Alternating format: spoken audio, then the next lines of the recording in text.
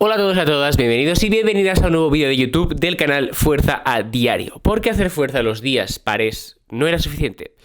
Es la segunda vez que hago ese chiste y la primera vez no tuvo gracia y la segunda tampoco. Hoy voy a hablaros de la inercia, ¿vale? Inercia como cuando tú te compraste pantalones cagados porque todo el mundo se los compraba a pesar de que eran horribles. La gente que haya nacido en los 90 sabrá de lo que hablo. No de esa inercia, pero parecido. Bueno, primero hablaremos de lo que es la inercia. Y es que la cosa la explicación es menos complicada de lo que parece, pero luego aplicarla no es tan fácil. La inercia es básicamente la capacidad que tiene un cuerpo de mantener su estado. Es decir, es un poco la resistencia que ofrece a cambiar su estado en el estado en el que está. Así dicho, suena bastante raro, así que vamos a poner un ejemplo práctico para la gente que nos movemos en el gimnasio para que lo entendamos. Piensa un poquito, ¿qué te cuesta más? ¿Bajar la barra controlada en un press banca o dejarla caer y luego frenarla? Y no me refiero a dejarla caer y rebotar en el pecho, porque eso no nos cuesta nada, ya lo sé, sino más bien a frenarla justo antes de que llegue al pecho, si tenemos mucho peso. Por favor, no hagas la prueba, porque si no, pues posiblemente el culpable de tu muerte sea yo. Pero si tienes mucho peso, te va a costar mucho más frenarla justo antes de que llegue. Y llevarla controlada, pues te costará un poquito menos. De hecho, si te fijas en intentos máximos, muy poca gente baja la barra rápido del press banca. Y esto es porque al final, cuando la bajamos de golpe, pues la inercia de la barra es muy alta y cambiar dicha inercia, es decir, frenar y empezar a generar movimiento en la otra dirección, pues es complicado. Y por ello la bajamos controlada.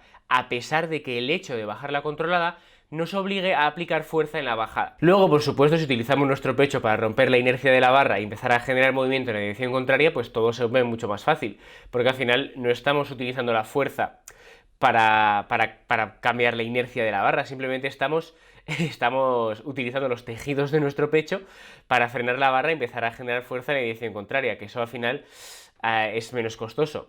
Salvo que seas un powerlifter de élite, en cuyo caso pues no puedes permitirte rebotar 200 kilos en el pecho.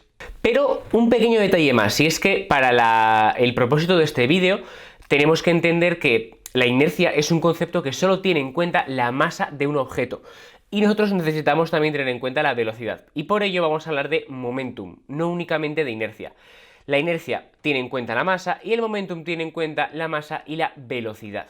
Por lo tanto, es más interesante para nuestro propósito hablar de momentum. De hecho, cuando te hable de momentum, te darás cuenta de que gran parte de las veces en las que tú creías que hablabas de inercia, realmente hablabas de momentum. Pero ya llegaremos a eso. Por si me está viendo algún adepto de la física y no le suena la palabra momentum, en castellano a momentum se le llama cantidad de movimiento. La fórmula es muy sencilla, que es básicamente masa por velocidad. Y como he dicho, voy a utilizar esto en lugar de la inercia porque creo que explica mejor lo que voy a decir que la inercia. Así que bueno, veamos por qué el momentum está jodiendo tus entrenamientos. Digamos que quieres hacer un curl de bíceps con barra y te cargas un montón de kilos porque tu crush del gimnasio te está mirando y bueno, pues tú te las quieres dar un poco, ¿no? Un curl de bíceps correctamente ejecutado exige una aplicación de fuerza muy alta en todo el rango de recorrido. Pero hay algunos puntos del rango de recorrido en el que nuestra capacidad de aplicar fuerza es más baja que en otros. Y lo que suele pasar, sobre todo en pesos altos, es que si llevamos la barra a una velocidad muy constante, llegados a esos puntos más débiles, normalmente fallamos. Y por ende, aunque tú no sepas que lo estás haciendo por eso, lo que suele hacer la gente es generar muchísima aceleración abajo para que cuando lleguemos a estos puntos, gracias al momentum, pasemos los puntos y ya está. Es decir, que realmente no aplicamos fuerza, o al menos no mucha fuerza, en esos puntos. Y de esta forma no fallamos la repetición. Y tú vas a decir, jo, pues no lo hice queriendo, pero esto es porque muchas veces nosotros interiorizamos una serie de conceptos físicos sin ser plenamente conscientes de ellos. Es decir, tú no estás pensando en que la aceleración de la gravedad te va a tirar al suelo, pero cuando te pones hacia un lado demasiado, pues sabes que te vas a caer. Pues básicamente hay una serie de cosas que tú tienes interiorizadas, pero que no sabes que sabes. Bueno, pues en el gimnasio ocurre lo mismo. O sea, realmente muchísimas repeticiones de muchísimos ejercicios viven de que en unos puntos muy fuertes generemos mucha más fuerza de la que realmente necesitaríamos para salir de ese punto, para que con el momentum generado ahí crucemos todo el rango de recorrido, es decir, que realmente toda repetición vive de la fuerza generada en un pequeño rango de movimiento.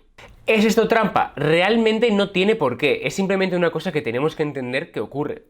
Si por ejemplo yo quiero, mi objetivo es ganar fuerza en todo el rango de recorrido, hacerlo no tiene ningún sentido, porque habrá un rango de recorrido en el que no esté ganando fuerza, porque no estoy aplicando prácticamente fuerza ahí. Y recordad, chicos, que la fuerza se gana en aquellos rangos de recorrido en la que se trabaja, que de esto hay muchísima evidencia. De hecho, os dejo una imagen aquí de un estudio en el que básicamente midieron cómo cambiaba la fuerza trabajada en un rango o en otro.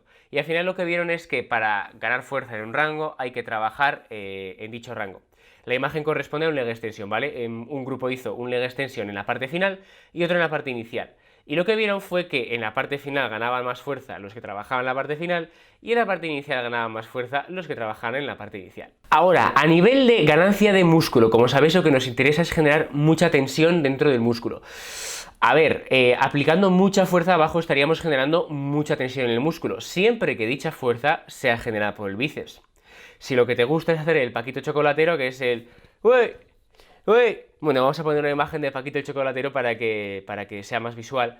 Si te gusta hacer eso en el curl de bíceps, pues obviamente no vas a conseguir nada, porque esa inercia inicial, esa aplicación de fuerza grande inicial, ni siquiera hace el bíceps. Por lo tanto, puedes estar haciendo un ejercicio de bíceps en el que el bíceps se vea muy poco involucrado. Sí, puede pasar. Otro ejemplo muy claro de esto son las sentadillas. En las sentadillas, por cómo es nuestro cuerpo, la parte baja ofrece muchísima resistencia y según vamos subiendo ofrecemos cada vez menos resistencia. Y de hecho, si te fijas, una vez hemos pasado un punto muy complicado del rango de movimiento, sabes más o menos a ciencia cierta que ya vas a sacar la repetición de sentadilla. Y por eso, si en una sentadilla bajas con mucha fuerza y rebotas abajo, realmente el punto de estancamiento suele estar más arriba, pero porque el punto difícil real lo saltas gracias a la inercia que generas abajo con el rebote, ¿vale? Los elementos estáticos, los elementos pasivos del músculo se estiran, te da mucha energía elástica que no depende de la contracción muscular, y entonces pasas la parte difícil solo con esa inercia que has generado, con el momentum. Y luego la parte difícil llega un poquito más arriba. Sin embargo, si no rebotas, la parte difícil está un poquito más abajo, que es donde a nivel articular más dificultad hay. Y en parte por eso me gusta a mí tanto la hack pendular de la que ya os he hablado en otros vídeos, porque al final el grado de dificultad es muy similar en todo el rango de movimiento. Si queréis saber más, tenéis aquí más información en este otro vídeo en el que ya hablamos de la hack pendular. Por lo tanto, tenemos que entender un poquito de qué va esto de generar inercia o no generar inercia, ¿vale? Muchas veces no es algo malo, es algo que es una característica de movimiento y, por ejemplo, no es lo mismo hacer una sentadilla con parada abajo para quitar toda la inercia de movimiento que hacer una sentadilla en la que rebotamos. Y para finalizar me gustaría meter una marcha más a este vídeo y vamos a hablar de una tercera propiedad súper interesante que se llama el momento de inercia. Porque al final recuerda que en pesas los movimientos muchas veces no son lineales, son angulares, son rotaciones, ¿vale? No es un movimiento así, sino que son articulaciones que giran, que hacen que las cosas se muevan. Y por eso es mejor muchas veces hablar de movimientos rotacionales que de fuerzas lineales. Y entonces, todo lo que sea rotacional, en caso de fuerzas, es momento. Y por eso la inercia es el momento de inercia.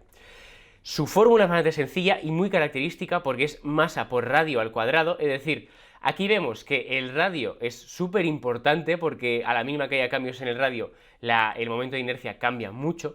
¿Y por qué nos interesa? Pues porque nos explica un poquito cuál es la inercia de movimientos rotacionales. Ejemplo súper claro, que de hecho ya han mencionado otros Instagrames como Eneco, que ya lo comentó, o Antonio Piepoli, que no me estarán viendo, pero oye chicos, sois los putos amos, hablando de la inercia y la elevación lateral. Al final la elevación lateral a nivel estático, es decir, si solo medimos los brazos de momento, abajo no hay casi resistencia, pero luego si lo piensas, una elevación lateral cuesta mucho abajo.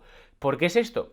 Porque abajo hay un gran momento de inercia. Al final el brazo es el radio en este caso, el brazo es muy largo, y dependiendo de la masa que tengamos abajo, pues tendremos que romper el momento de inercia que tenemos abajo.